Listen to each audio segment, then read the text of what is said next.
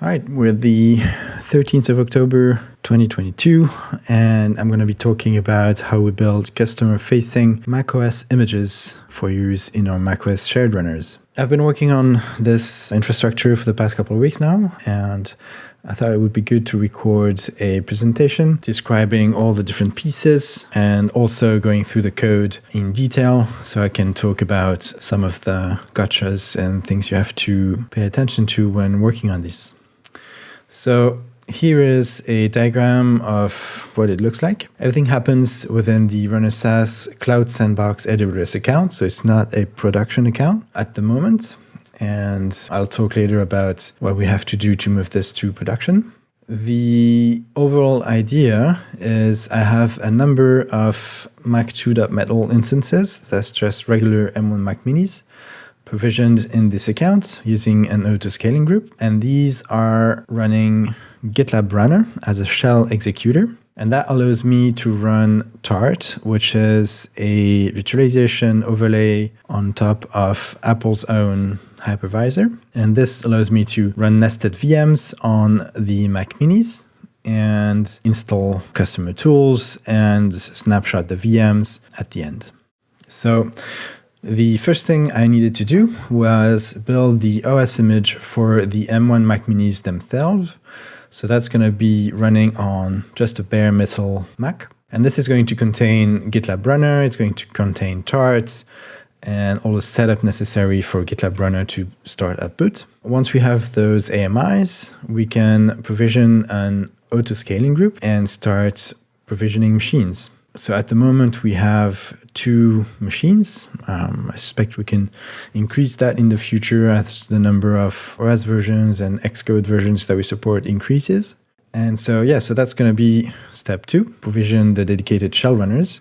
And the shell runners are registered in the Orca repository. The Orca repository is where we used to do Intel machine images as well, working with Mac Stadium. And I've put the AWS and Apple Silicon stuff in here as well. Maybe this can be renamed in the future. And then the final step is to build the customer-facing tart images.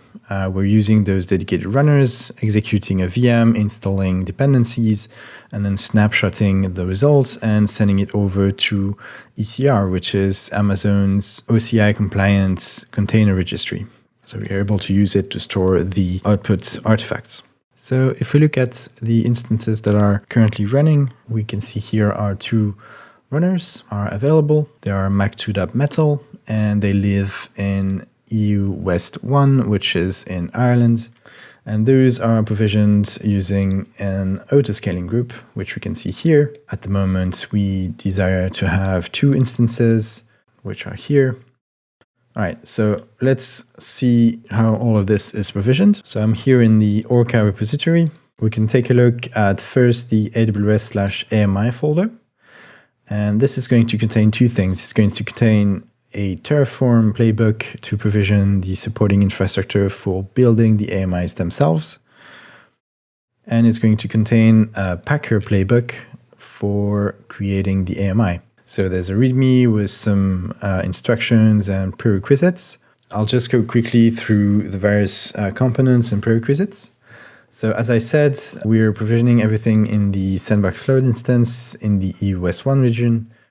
The Terraform state is stored using the GitLab backend on gitlab.com so that every developer is able to run the Terraform and the state is shared. There is some voodoo to be able to provision and release dedicated hosts for mac2.metal instances. There's a guide that I've linked here that talk about how to do this, but basically we have to create a resource group and use License Manager to work with these instances. I'm not going to go into detail, it's all in the Terraform. What it boils down to is that hosts are automatically provisioned when you need them, and they're automatically released when no instance is running on them and they're more than 24 hours old. Remember that on AWS, Apple machines need to be used for at least 24 hours. You can't delete dedicated hosts if they're newer than that. There is a fixed SSH private key that is stored as a file locally on the machine that you can use to troubleshoot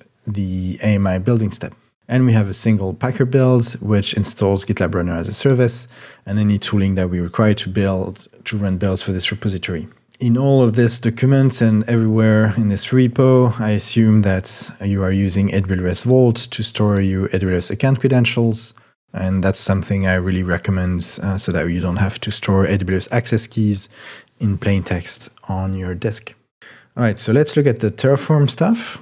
So as you see here, the backend is stored in the GitLab storage. And as I said, we have to create a license manager, license configuration for macOS dedicated hosts. We don't have to set any setting on this. It's just a pass-through basically. And then we have to create a host resource group. And this is not supported at the moment by Terraform. So I do this via a nested CloudFormation stack. And the host resource group is going to use the license that we created. It's going to say, okay, we allow Mac2 instances to be launched.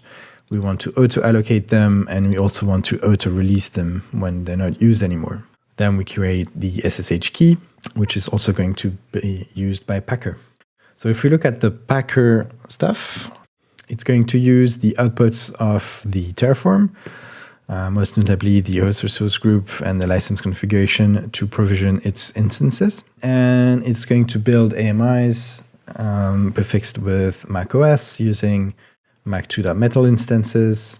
And the build is going to be based off of Amazon's own base AMI that they provide. And this includes basic stuff such as Homebrew, the Xcode CLI, etc. So if we go through what's needed to install everything, we have a number of settings here that are only related to GitLab Runner. And so this is something we could replicate directly if we needed to build other runners based on macOS. So in a nutshell, we download it and then we install it. And there is some magic here to correctly set it up as a launch daemon, so that it is started at boot and you have access to the keychain as your user. And this is really different from the built-in instructions. So I have opened the following issues detailing everything I found during this project so that we can update our instructions. But the result is this. And then I'm doing some stuff to enable graceful termination, and I'll talk that later when I talk about the ISG. Then looking at the Orca build dependencies, we need Packer, we need tart, and we need Ruby, Python, SSH path, and a number of tools. And we also use the Docker credential helper for ECR, because tart is able to use that to get its credentials to talk to ECR, even though it was built for Docker initially. And finally, we clean up, and then this is our AMI. So this is everything needed to build the AMI. Now let's look at what's needed to provision runners based on those AMIs and register them with GitLab. So this all happens in Terraform. It's in the AWS/Orca directory, and this is where we provision the ASG. One thing to note is I set up the runners so that they auto-register with GitLab on first boot. And so I had to store the runner registration token in an encrypted SSM parameter, and that's named orca.runner registration token. And this allows us to terminate and recreate instances at will. They will automatically register with GitLab on boot. So if we go through the Terraform, there are a number of things here. Here as well, the backend is GitLab, so the Terraform state can be shared within the team. We are provisioning instances based on our own AMI, which we are looking for here. And then similarly to building AMIs, we need to have a license configuration and a host resource group so that the ASG is able to provision and release dedicated Mac minis for its instances. And so we don't have to manually manage dedicated hosts. Then I created a number of ECR repositories. As I said, tart can download and upload its images to ECR, even though it's not based on Docker. The repository API is standardized and it's able to use ECR for that. So these maps to the various stages of the pipeline in the repository. And for each stage of the pipeline, we will download image from the previous stage and upload it to the current stage. And so this goes straight like this. We have our base image, we build a tool chain, we install Xcode, and then the runner, and then we have the final release. And images in these repository are automatically cleaned up after some time using a lifecycle policy, which you can see here.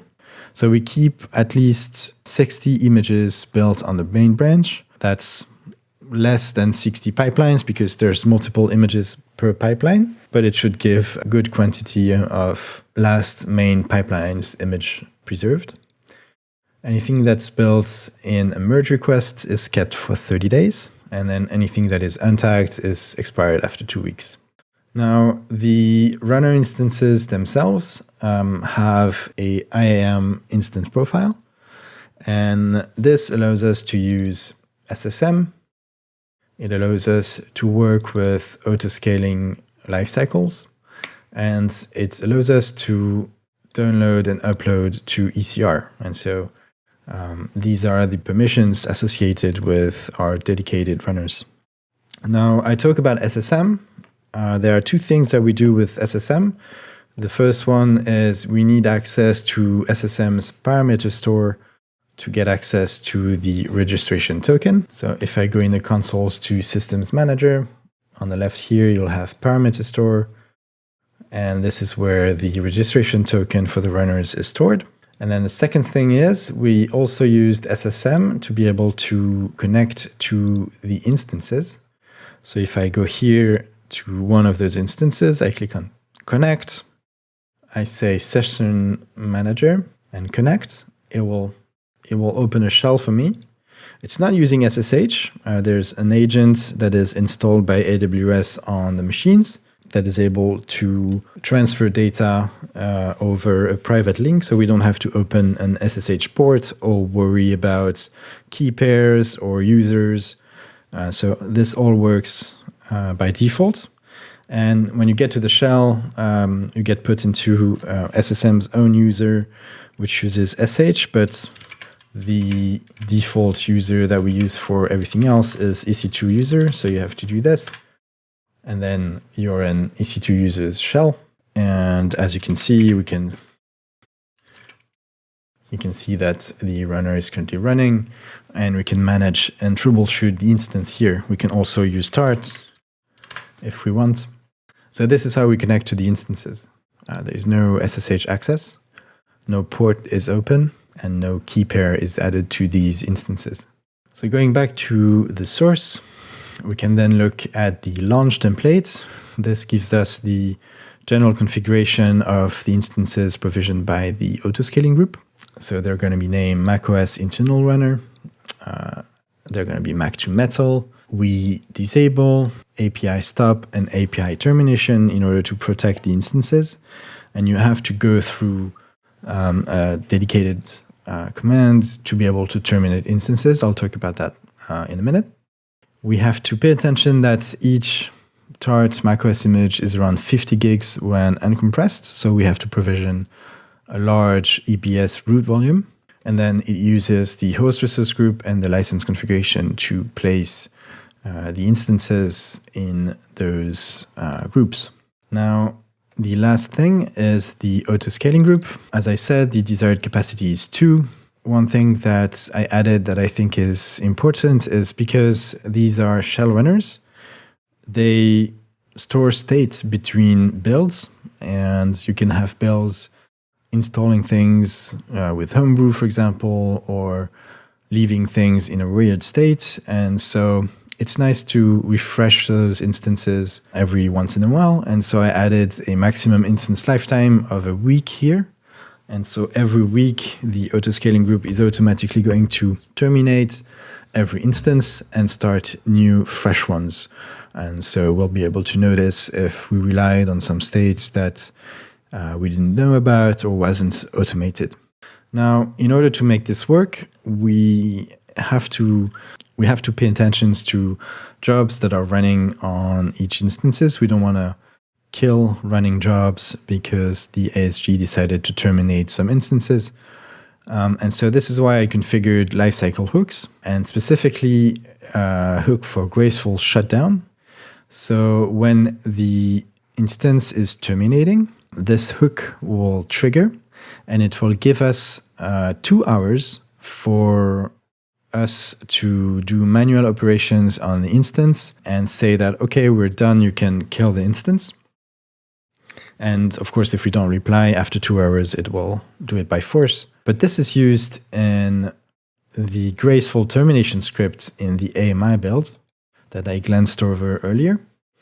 And what this does is it's going to monitor the target lifecycle state of each instance. And when the target state is terminated, meaning the autoscaling group has requested that we terminate this instance, we then start graceful shutdown of the runner. And we wait for it to exit, meaning we wait for all the jobs to quit, and then we unregister the runner from GitLab. Once we've done that, we can reply to the ASG and say, okay, you can continue terminating this instance. We are done here. Everything has been killed and gracefully shut down. And so this is what allows us to manage those dedicated macOS runners in a safe way, and we're always free to terminate or reprovision instances because they will always shut down gracefully. Now there is one gotcha, and that's described in the README here about terminating an instance. If you should want to terminate an instance manually, you have to execute this command, terminate instance in autoscaling group. And that's going to go through the lifecycle hooks in the autoscaling group and do proper graceful termination. If you don't do that, if you disable termination protection and terminate the instance via the API or the console, the runner will start gracefully shutting down, but AWS will only wait around 10 minutes, as that's not really specified, for the instance to shut down before terminating it by force. So if there is any job that is running that takes more than 10 minutes to terminate, it will be killed in the middle. So you have to be careful to always use this to terminate instances. And the other lifecycle hook that I've set up is when the instance is launching. Because the mac2.metal instances can take up to 40 minutes to be provisioned, and that's on AWS, it's not on us. We have to wait for the instance to be provisioned before, starting health checks and that kind of things that could fail if we haven't waited long enough. And so we use this lifecycle in the instance user data, which is the script that runs on first boot. And what this does is it will first resize the root volume to the maximum size. Remember, we provisioned 500 gigs for these instances. It configures the runner. Now it sets concurrent to 2 because we can only run 2 nested VMs on each Mac Mini. It gets the runner registration token from SSM, and then it registers the runner using this token and a maximum timeout of 2 hours, which is due to the lifecycle hook maximum time. And then finally it says, okay, autoscaling group, I've completed my startup. You can continue and start putting the instance in service. And the result is if we go to the Orca repository in the settings, we can see our 2 specific dedicated runners over here, and they're able to run builds. Now that we have macOS runners that are able to run tart VMs on AWS, I use them in this repository pipeline to build customer-facing images. You can see here an example of a pipeline. This is on a branch at the moment. We have the various stages I talked about, and this is running in parallel to the Intel builds that we do on Mac Stadium. Let me find one that is successful. So this is what a job looks like. We install some dependencies, and then we pull the image from the previous stage using tart. This is going to download it from ECR, and at the moment it's quite slow. This is one of the things that we have to fix for sure. If you look at it, it started at 1020 for a 42 gig file, and it took 21 minutes to download the VM before execution. But then once it has the image, it will start the Packer build, and that's going to execute a Ansible playbook. And the Ansible playbook is the same that we've been using for a while on Intel builds. I didn't refactor this Ansible playbook. It's cross-platform, so on this specific job, it's quite fast. It's only installing the runner binary. Once it has run the Ansible playbook, it will run the specs. And for that, we use the same thing as Intel, which is server spec. And when the specs pass, it will then upload to ECR the new image. And similarly, this is really slow. It started at 10:54 and finished at 11:30. So 36 minutes to push an image to ECR from AWS within the same region. And so if we look at the code for this, it lives in the tart subdirectory. You can see here the Packer playbook, which is really simple. We use VMs with 4 CPUs and 8 gigs of RAM and 90 gigs of disk. And we execute our existing Ansible playbook against this VM. Now, in order for the tart build to start, we have to build a base image. And the base image is going to contain the factory macOS installation. And it's not possible to automate that. So we have to do it manually. Whenever we want to add a new version of macOS, we have to run this process on our local machine and then push the resulting image to ECR to use as the base. And it can't be automated because there are a number of manual clicking around and typing things that you have to do to install macOS from an empty disk. And these are, the basic macOS setup. And then there are a few customizations that we have to do in order to enable automating this VM, such as auto login, disabling the screensaver or screen lock, disabling sleep, enabling remote logging, installing the Xcode command line tools, and finally giving us sudo access without password. And so once we have done all those manual operations, we can push the image to ECR in the base repository. And then our CI is going to be able to pick those up. Now, finally, if we look at how the VMs are built, this is the create tart image script. Not going to go into too many details. It's basically what I've shown on the job log already. We do a number of operations to name things properly. Then we pull the source image. We run the Packer build. We create a clone of this Packer build in order to run the specs so that the specs don't modify our image that we're trying to build. We run the specs and then we push the image. And one detail is that I always want to push the image even if the specs have failed. So I can use the image for troubleshooting the specs. And so there's a bit of magic here to make that happen. And then there's another bit of magic here, which stores the name of the image that we built into a baseimage.env file. And that's going to be uploaded as an artifact. And this is how we can pass images between stages. Because the next stage is going to use this .env file to load environmental variables. And it will pick up the base image name here from the previous stage. All right. And so if I go back to the AWS console here and go to ECR, you can see all the repositories that I've set up at the moment. And here you can see our base images. And so at the moment, these have weird names. That's because I haven't merged that merge request yet. That's going to be able to create nice customer-facing names for those images. So what are the next steps for going to production with these images? So first, I will merge the tart building merge request here. That's still a draft at the moment. I will then verify that the release stage works on the main branch, which should create nicely named images in ECR.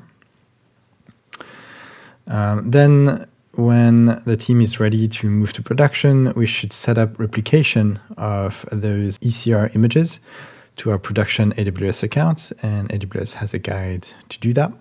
Then we'll need to prepare the production infrastructure. So we probably need to build another set of AMIs for those production machines, and we'll need to provision them.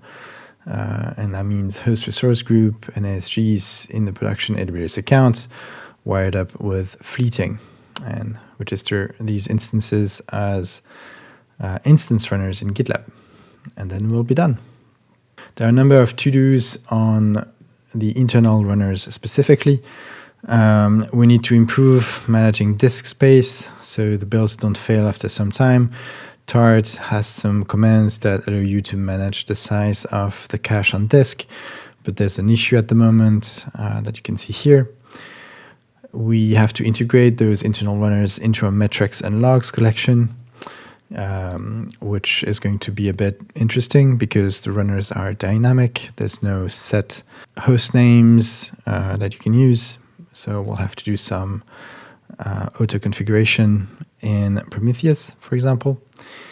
We really have to speed up the image download and upload from ECR, and that's going to also benefit production use. But we can't spend like 30 minutes uploading a file to S3 every time we run a build. It should be much faster. So I suspect that there's an issue within Tart where we can optimize this. And then in order to improve the speeds even further, we should pre-pull the common images on the runners. So that's the base OS images and the intermediary snapshots. So yeah, so that's everything. I hope this was informative and clear enough. I will post this recording on YouTube Unfiltered. And if you have any questions, please let me know.